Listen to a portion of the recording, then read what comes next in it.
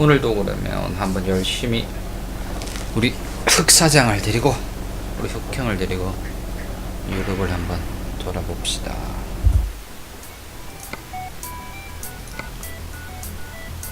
돈을 봅시다. 돈을 여기잖아. 룩셈부르크. 아, 룩셈부르크 개고생해 개고생.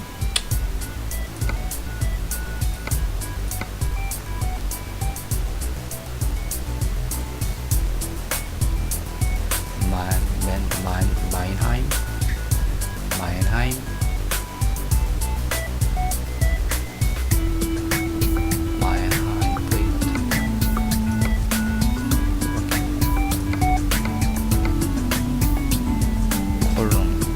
쾰른 시가고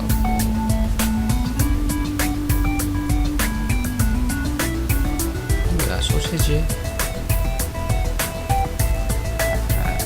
뒤에 가볼까? 오케이 7,000 갑시다. 소세지 같은데요.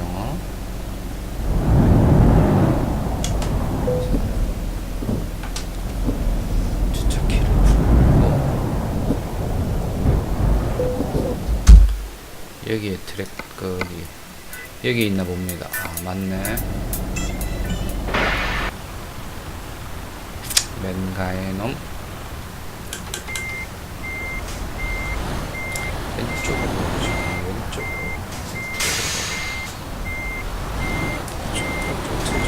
틀자. 아, 이거 너무 틀었다. 오케이.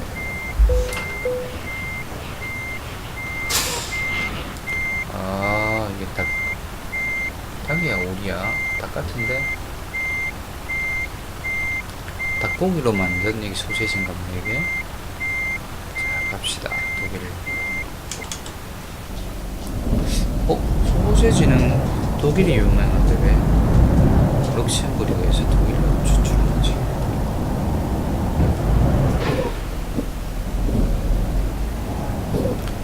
아, 심심하니까 또 공부를 하면서 갑시다.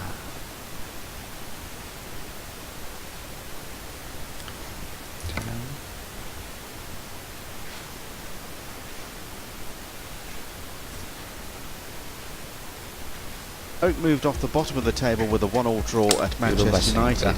In Spain, Real Madrid were held to a 1-1 draw by Eibar, while Barcelona were beaten 4-3 by Celta Vigo. So thanks to a 2-0 win over Valencia, it's Atletico Madrid who are top of the table on goal difference from Real. Reports that the Cameroon football legend Rigobert Song is in hospital, now head coach of Chad's national senior team. Song is believed to have suffered a stroke. The likes of Samuel Eto'o and Patrick Mboma have been on social media to show their support.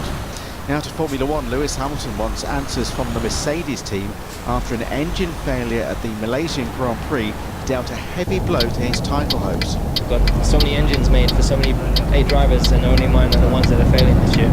Someone has to give me some answers because it's just not acceptable that we're fighting for the championship and only mine are failing. It just doesn't sit right with me.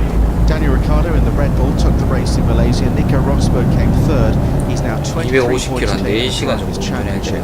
In the NFL, the first win of the season for Jacksonville. This came at Wembley Stadium in London.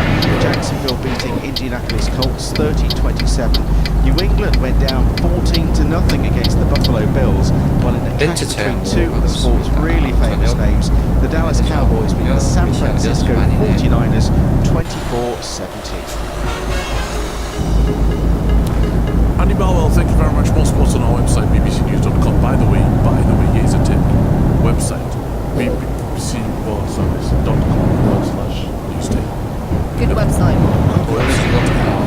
Check it out. Now, interactive debate about how French mosques are run and funded.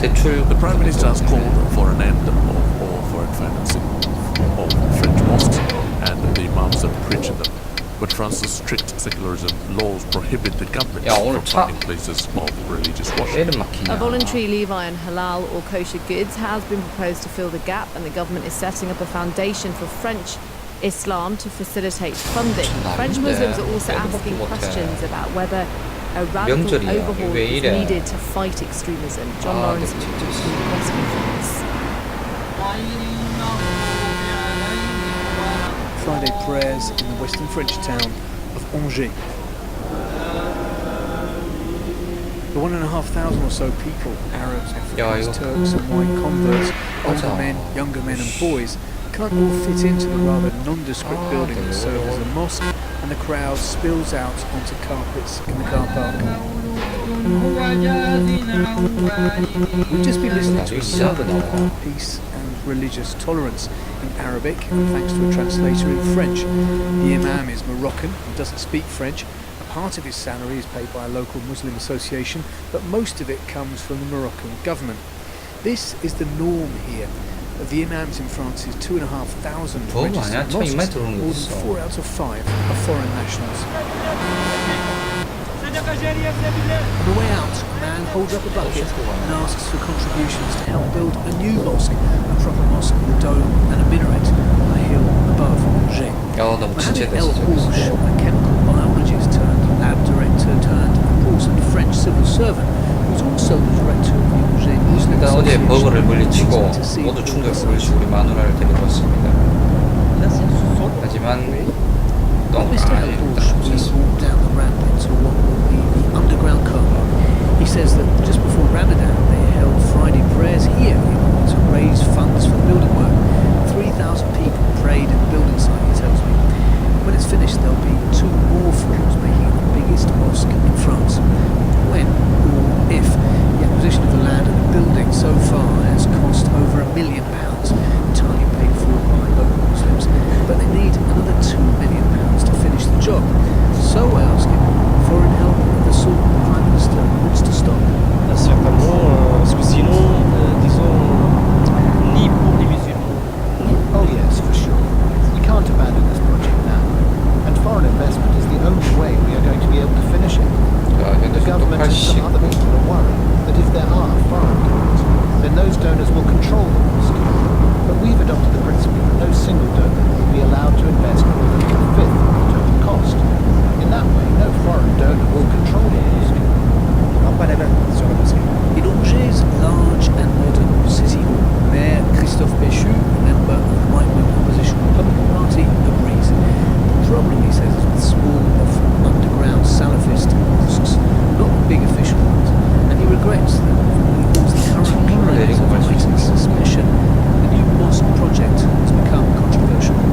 We are the only city in France with more than 100,000 inhabitants without correct mosque. I am very French, so I am very secular. But secularism is not fighting against people. Believe in God. Secularism is just to defend the fundamental right of each people to believe or not, and to have private space for his religion. What's interesting in Angers is that the strongest resistance to the new mosque and its foreign imam comes not from the authorities, not from the politicians, not even from the local people, but from some Muslims. I meet Abdelrahman Azouzi, a French-born surgeon, in the garden of the chateau outside Angers, where his wife, a French convert to Islam, does halal B&B. Professor Azouzi is one of 41 signatories of an open letter published in the press this summer, calling for an end to the foreign patronage of Islam. I want an independent 소세지가 Islam. 생각보다 무거운 거 I like the way we live here. I like the way we dress here. I like the way we eat here. I have these two children. 소세지. What I want is a synthesis between the value of the Republic and the value of Islam. And this will be something new for me. Mr. Azouzi wants the new mosque project abandoned. Small local mosques should be built, he says. Not little clones of Middle Eastern mosques, but ones that embrace French architectural influences. For the imams, he wants French Muslims from society at large to 자, take 이게 on the challenge, 유료도입니다. as long as they know the 유료. country they're preaching in. And that report from France by the BBC's John Morrison. Now, this is a crazy idea, but let me just explain how it works. Imagine we walk into work today, right? Yeah. And there's a memo. And the memo says, don't buy a Samsung phone, whatever it might be. What would you do?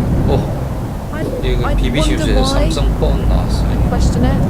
I would ignore Probably it. still buy it and ignore it. Well, there's a company in China that basically says in that memo that if you break this rule, then just come to the office straight away and hand in your resignation. They're telling its workers, don't buy an iPhone 7 or an iPhone 7 Plus. The memo has gone viral on Chinese social media networks after a photo was leaked by an employee and has been the cause of much major debate. On the line from Beijing is Lydia Zhang, who is a writer and social commentator. Welcome to the program. What's triggered this threat to workers, do you think? Well, I think the company director wanted the staff to be patriotic and by a boycott American products and focusing on Chinese produce. Are you serious? They wanted the workers to be patriotic.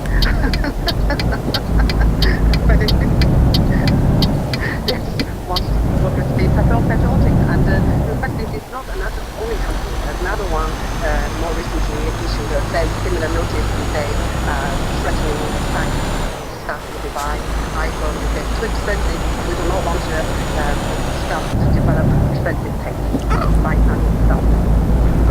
Okay, it gets crazier, but aren't iPhones made in China?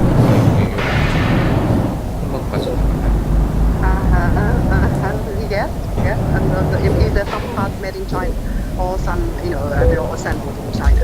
So which is why there are lots of discussion online. Some say, this is just too stupid. Some Chinese themselves. Yeah, there's lots of discussion. Okay, now let me ask you. We've talked about iPhones now. Are there any other products that have been boycotted like this at all? There were some calling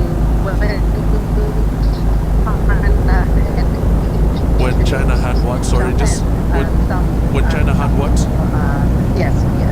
When China had issued with Japan. Okay, we're going to have to leave it there because this line has sadly deteriorated and the quality of the line isn't fantastic enough to sustain our important conversation. But she was saying there that something happened as well, but there was a problem. I should say that apparently it's a violation of the country's labour laws as well. So it's an interesting story now. Lydia Zhang, thank you for joining us for that short but important conversation. We go to Jamaica. Hurricane Matthew slowly moving north through the Caribbean with sustained wind speeds of up to 240 kilometers per hour. Now parts of Jamaica have already been lashed by rain, flood waters blocking roads in the capital Kingston. And this shopkeeper is Elaine Hassan, and she said that it's in a rush of people stockpiling things. The unbelievable amount of kerosene lamps, flashlights, battery radios, plastic container, tarpaulin, candles, you name it, every imaginary thing we have for the upcoming hurricane. Kerosene oil, we've had that, we're all out of that now. That's Elaine Hassan, he's a shopkeeper in Kingston, Jamaica. And if you're listening to us in Kingston, Jamaica, how are you doing this morning? What can you tell us about what's happening? Our Twitter handle is BBC News this morning. Good morning with the latest news. Neil, this is next. This is the BBC World Service, and with news of our next world debate, here's Jonathan Dimbleby. The people of Hungary have just voted on whether or not to accept mandatory EU quotas for the settlement of migrants, an instruction vehemently opposed by their Prime Minister. In the next edition of World Questions, I'll be in Budapest to discuss Hungary's future within the EU. World Questions, Saturday at 18 and Sunday at 11 GMT. This is the BBC World Service, bringing news from around the world to a global audience. Our chief international correspondent, Ace Doucette, is in the capital. Are you better to contact Lois Atlas? Let's turn to the BBC's Moscow correspondent, Steve Rosenberg. Online, on mobile and on air, this is the BBC World Service, the world's radio station.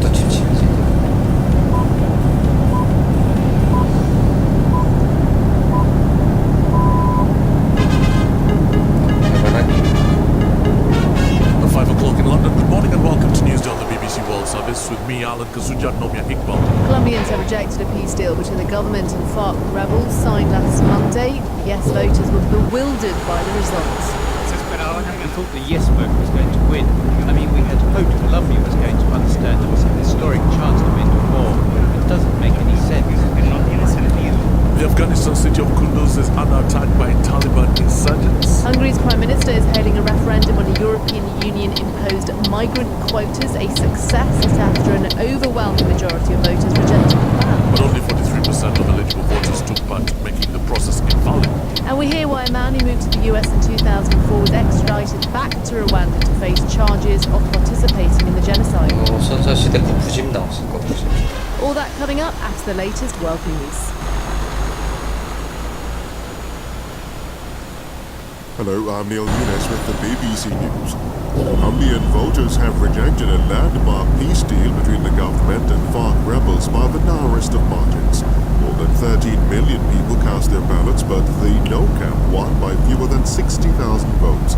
President Juan Manuel Santos, who signed the agreement last week in a high-profile ceremony with the FARC leader, said he wouldn't resign. As head of state, I'm the guarantor of this nation's stability. And this democratic decision must not be allowed to affect that stability, which I guarantee. As president, I continue entirely to uphold my ability and my responsibility to maintain public order and to continue to seek and to negotiate for peace. Our America's editor Leonardo Russia assesses the situation. Despite the unexpected rejection of the peace deal, the Colombian government and the FARC have both said they remain determined to seek peace. In a televised announcement, President Juan Manuel Santos said he would continue working until his last day in office to end the conflict with the rebels. His term ended in 2018. The FARC leader, known as Timochenko, said he was confident that peace would prevail in the end. Both sides have invested too much politically to let the peace agreement go. The former president Álvaro Uribe, who headed the No campaign, said all Colombians wanted peace, but that the deal needed what he called corrections. Mr. Uribe's campaign had argued the government was not being tough enough with the FARC.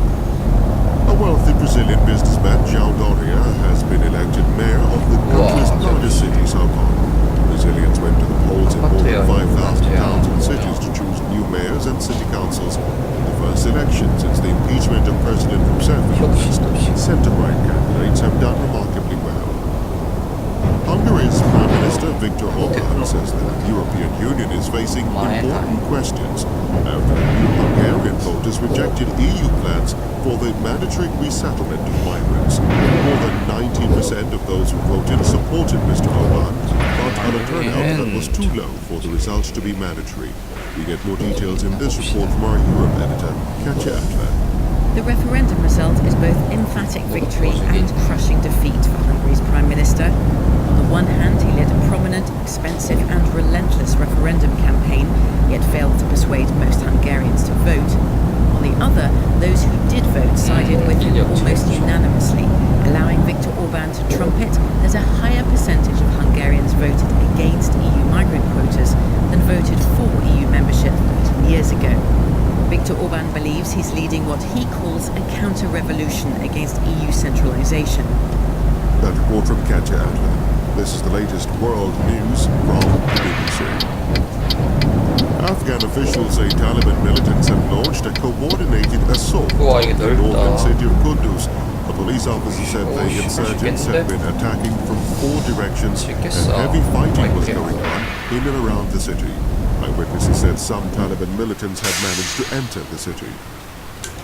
A senior police official in Indian-administered Kashmir says one Indian border guard has been killed and another injured during an exchange of gunfire with suspected militants. He said militants had attacked an army camp in the town of Baramulla with grenades and guns, triggering a gunfight. One of the most powerful Atlantic hurricanes in recent years has been moving across the Caribbean. Parts of Jamaica have already been lashed by rain and strong winds. A hurricane warning is also in place for Haiti. Here's Nick Davis. In the Jamaican capital, there's been localised flooding as some drains and gullies have been inundated, but the authorities are confident in their preparedness. The country's assigned schools as shelters for those in flood-prone and low-lying areas and have been getting the message out through traditional and social media about what to do in an emergency. So far, weather projections put Haiti at greater risk as the hurricane's eye travels up close to the southwestern tip of the country and will then track across to eastern Cuba and the Bahamas, where it will weaken over the coming days. Medical staff in Libya say a Dutch photojournalist has been shot dead while reporting on battles in the city of Sirte, a stronghold of the Islamic State group. A spokesman for a hospital in Misrata, where pro-government fighters are treated, said Jeroen Orlemans was shot in the chest, reportedly by an IS sniper. In golf, the United States team has won the Ryder Cup for the first time in 8 years. The U.S. victory at the Hazeltine National Course in Minnesota ends a string of 3 successive defeats at the hands of Europe. That's the BBC World News.